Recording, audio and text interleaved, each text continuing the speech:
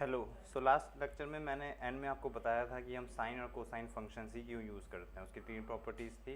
पहला वो बाउंड है, पीरियोडिक है, और third important property was that they are orthogonal. So in this lecture we will discuss what are orthogonal function. So I have highlighted the part that will be covered from the syllabus. So we will do the derivation. हम derivation करेंगे sine और cosine orthogonal functions कैसे हैं और हम orthogonal functions होते क्या हैं वो भी जानेंगे. So let's get this started. Hello. So last lecture में मैंने आपको बताया था कि हम साइन और कॉस फंक्शन क्यों लेते हैं फोरियर सीरीज एक्सपेंशन में. ऐसा क्यों है कि हम tan क्यों नहीं लेते हैं या कोई और ट्रिग्नोमेट्रिक फंक्शन क्यों नहीं लेते हैं. तो उसके रीज़न मैंने आपको बताए थे. अगर आपको याद हो कि पहला वो होते हैं periodic, right, periodic, continuous and single valued, और bound, periodic and bound, right. और दूसरा मैंने बताया था दे आर ऑर्थोगोनल. तो ऑर्थोगोनल फंक्शन मैंने आपको बताया था कि वो क्या होते हैं, मैं नेक्स्ट लेक्चर में बताऊंगा. तो आज हम डिस्कस करेंगे व्हाट आर ऑर्थोगोनल फंक्शंस, ठीक है.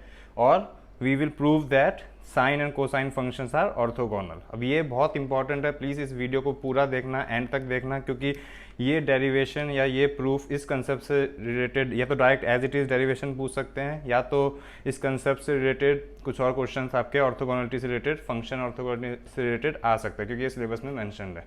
तो ये वीडियो पूरी देखना. ये ऐसे ही नहीं करा रहा हूँ मैं, ये कंसेप्ट भी इंपॉर्टेंट है, क्योंकि जब हम फोरियर कोएफिशिएंट्स डिराइव करेंगे a naught, a n, b n, तो उसमें ये प्रॉपर्टी ऑर्थोगोनलिटी की यूज़ होती है साइन और कोसाइन की, तब भी इंपॉर्टेंट है और एग्जाम पॉइंट ऑफ व्यू से भी इंपॉर्टेंट है. So please watch this video carefully. Okay. So सबसे पहले हमें बताते हैं कि अगर आपको याद हो, आपने पहले पढ़ा है, if A dot B is zero, दो वैक्टर हैं ए डॉट बी, ए और बी, और उनका डॉट प्रोडक्ट लेते हैं, वो जीरो आता है, तो हम कहते हैं A is perpendicular to B. ये आपको याद होगा. ऐसा क्यों कहते हैं कि because it is A B cos 90 is zero, right. तो ए डॉट बी ज़ीरो, तो उन दोनों के बीच एंगल 90 डिग्री है, ए एंड बी के भी. तो उसका मतलब ये होता है A is orthogonal to B, ठीक है. तो इसका मतलब ये होता है ऑर्थोगोनल फंक्शन, ऑर्थोगोनल वेक्टर्स की हम जब बात करते हैं. तो वही कंसेप्ट अब हम और फंक्शंस में कैसे लाएं कि फंक्शंस की ऑर्थोगोनलिटी कंडीशंस क्या होती है. So we will discuss what is the conditions that two functions must satisfy so that we can say they are orthogonals, or any function, any set of, instead of two function we can write any set of function can must satisfy so that we can say they are orthogonal. तो इसकी definition आप ये note करके pause करके लिख लीजिए चाहे. तो ये है डेफिनेशन.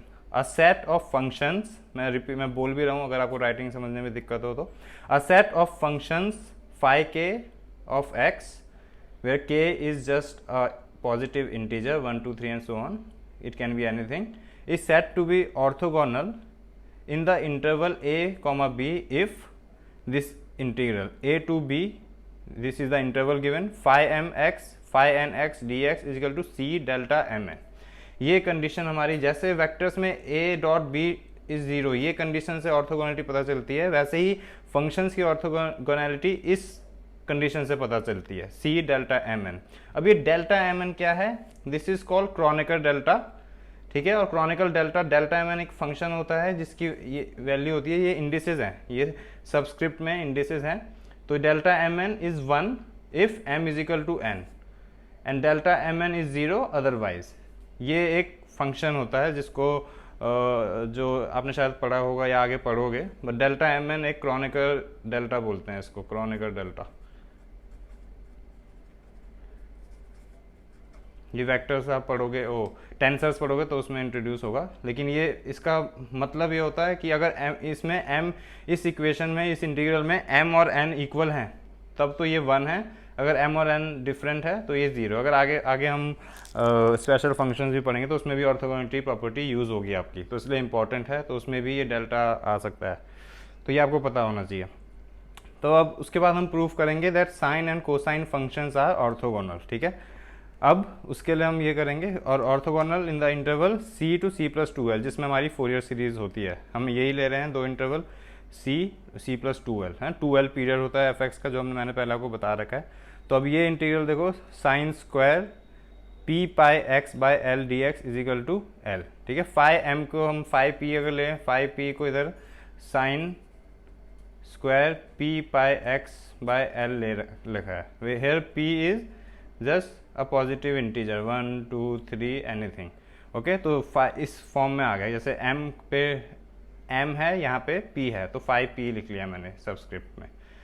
ठीक है, तो ये उसका है। तो this integral is equal to L. अब ये कैसे होता है, ये काफ़ी बेसिक मैथमेटिक्स इसमें यूज़ हो रही है, या आप खुद से सॉल्व करें पॉज करके। अगर आपने पॉज कीजिए और पॉज कर लिया है तो आप अब अपना आंसर चेक कर लेते हैं। तो ये ऐसे होता है, इसको देखिए, साइन स्क्वायर, आई होप दिख रहा है, sine square P pi x में हम सिंपल ट्रिग्नोमेट्रिक प्रॉपर्टी यूज़ करी है कि साइन स्क्वायर पी एक्स पे 1/2 1 माइनस कॉस 2 पी एक्स, है ना। Sine square X is equal to 1/2 into 1 minus cos 2x। तो ये हमने प्रॉपर्टी यूज़ करी है। तो x की जगह पूरा आर्ग्यूमेंट ये है p पाई x, तो 2 times of p pi x by l, है ना। तो इसको एक्सपेंड कर दिया, सिंपल इंटीग्रेशन आ गई है 1/2 dx माइनस कॉस 2p पाई x। तो प्लीज़ इसको देखिए, 1/2 x इंटीग्रल करके dx का इंटीग्रल x आ गया, ये लिमिट है, माइनस आप कॉस का इंटीग्रल साइन होता है, और divided by this whole argument l/2p pi. अब x की जगह ये लिमिट्स पुट करिए, तो x की जगह पहले हमने c + 2l रखा, माइनस लोअर लिमिट c, तो c से c कैंसिल हो गया, तो 2l बचा, तो 2l/2 सिर्फ l बचा। अब इस वाले में आते हैं, इसमें क्या करा है, sine 2p pi by l, x पहले c + 2l पुट करा, minus sine 2p pi by l, फिर x को c पुट करा। तो सिंपल है, जो करा है ये बचपन से ही। तो अब ये चीज़ को इसमें हमने फिर प्रॉपर्टी यूज़ करी ये वाली, साइन a माइनस बी की। साइन a माइनस बी क्या होता है, cos of a plus B by 2, sine a minus B is cos of a plus B by 2, 2c plus 2l, minus cos of a minus B by 2। तो a minus B मतलब c plus 2l minus c, तो c से c करके तो 2l बचा यहाँ पे। तो अब ये जो टर्म है हमारा, ये ज़ीरो होता है।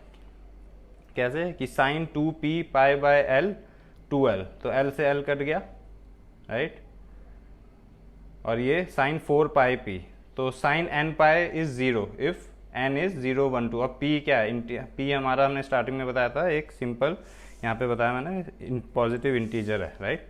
तो p 1 2 3 होगा, तो साइन पाई, साइन 2 पाई, साइन 3 पाई, सारे टर्म जीरो। तो साइन पाई के साइन n पाई वाली प्रॉपर्टी हमने यूज़ करी है, sine n pi is equal to 0, तो ये टर्म आपका 0 हो गया इसकी वजह से। तो ये पूरा टर्म 0 है, तो l माइनस 0, तो इससे आंसर l आता है। तो ये sine square P pi x by l is 0, ठीक है। तो ये मैंने यहाँ पे लिखा है। एग्ज़ाम में पहले ये थोड़ा सा प्रूफ करके आपको दिखा देना है, ये छोड़ना नहीं है, एटलीस्ट 1 प्रूफ आपको दिखाना है। उसके बाद इसमें भी हमने प्रॉपर्टी यूज़ करी है, और ये आप खुद करेंगे इसको, ये मेरा होमवर्क है, लेकिन इसके में हमने ये प्रॉपर्टी यूज़ करी है कि sine P pi x by L, sine R P pi x by L D X equal to 0। कैसे आएगा, sine A into sine B is equal to half cos A minus B minus cos A plus B. ये property use करनी है। और ए की value यहाँ पे क्या है, P pi x by L, B की वैल्यू है R pi x by L. तो ये प्रॉपर्टी आप यूज़ करेंगे, इंटीग्रेट करेंगे, आंसर 0 आएगा। This is your homework, but ये हो जाएगा, ईजी है। तो ये हमने करा है, sine square P pi x by L is equal to L दिखा दिया है, साइन स्क्वायर आर पाई, ये condition P pi x into R pi X is equal to 0। ये दो इक्वेशन हमारे पास हो गई हैं। अब अगर हम इन दोनों को कंबाइन करें, 1 एंड 2 को, मैंने यहाँ पे लिखा है, if you can see, combining 1 and 2 we can write sine P pi x into sine R pi x by L D x is equal to L delta P R, right. अब ये कैसे हो रहा है, ये आप यहाँ पे देखिए ध्यान से, ये इंपॉर्टेंट स्टेप है। अगर इसमें इस इक्वेशन में p इजिकल टू आर रखें तो ये क्या बन जाएगा, इंटीग्रल ऑफ, यहाँ पे भी साइन p पाई एक्स आ जाएगा, तो ये पूरा sine square p pi x by l आ जाएगा, है ना। तो ये वैल्यू क्या होती है, l होती है। और अगर p is not equal to r तो ये क्या रहेगा, ये 0 हो जाएगा टर्म, है ना। डेल्टा पी आर का मतलब यही होता है कि अगर p is equal to R है तो ये आंसर 1 होगा, डेल्टा विल बी 1, तो आंसर आपका ये आ जाएगा। अगर p r के बराबर नहीं है तो डेल्टा पी आर 0 होगा, जैसे हमने इस सेकंड इक्वेशन में प्रूफ, मैंने होमवर्क जो दिया है इसमें पी आर के बराबर नहीं तो ज़ीरो है, तो इसकी जगह डेल्टा पी आर आ गया। अगर P is not equal to P is equal to R L है, अदरवाइज आंसर इज ज़ीरो। तो इसलिए हम इन दोनों को यूज़ करके we can write this equation in this form, right, equation 3। तो interval C C plus 2l। Similarly हम कॉस के लिए भी सेम चीज़ कर रहे हैं, cos square P pi x by L, ये एल है, ये उसी तरह से आप प्रूव हो जाएगा, करना है अपने हाथ से एक बार इसको। और फिर सेम प्रॉपर्टी इसमें भी cos A into cos B वाली प्रॉपर्टी यूज़ करके ये आ जाएगा आपका। तो अब इन दोनों इक्वेशन से फिर again we can write C two C plus 2l cos P pi x by L cos R pi x by L D x is equal to L delta P R. Same हमने procedure use करा है।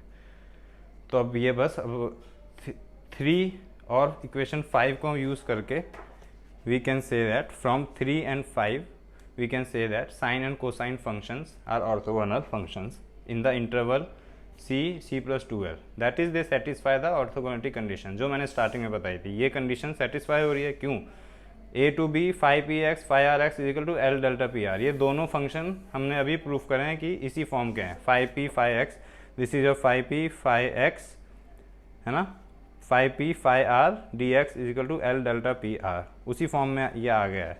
कैसे? यहाँ पे phi p sin p pi x हो सकता है, यहाँ पे cos p पाई x है, और phi r sin r पाई x cos r पाई x और l डेल्टा पी आर। तो सेम कंडीशन सी एक अगेन एक सिर्फ सिंपल नंबर है, तो l भी एक पीरियड होता है हमारा, वो एक नंबर है ना।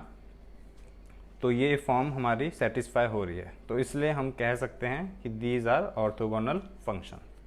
सो हमें ऑर्थोगोनलिटी कंडीशंस डिराइव करी हमने साइन और कोसाइन की कि ये ऑर्थोगोनल है, उनको प्रूव करा है। और ये कंडीशन हमने डेफिनेशन से हमें को पता चला है कि फंक्शंस के लिए ये डेफिनेशन होती है ऑर्थोगोनल फंक्शंस के लिए। तो यही साइन और कोसाइन सेटिस्फाई कर रहे हैं। तो नेक्स्ट लेक्चर में हम अब प्रॉब्लम सॉल्विंग पे आ जाएंगे कि एग्ज़ाम, ये सारी चीज़ें भी exam point of view exam में आ सकती हैं। जो अभी तक प्लॉट करना, ऑर्थोगोनलिटी कंडीशन, जो भी अभी तक हमने डिस्कस किया एग्ज़ाम में आ सकता है। अब हम फुल क्वेश्चंस करेंगे न्यूमेरिकल कि ये सारी चीज़ें यूज़ करके हम कैसे अपना क्वेश्चंस कम टाइम में कर सकते हैं। तो नेक्स्ट क्लास में हम न्यूमेरिकल करेंगे। So please attend the next lecture as well. Thank you.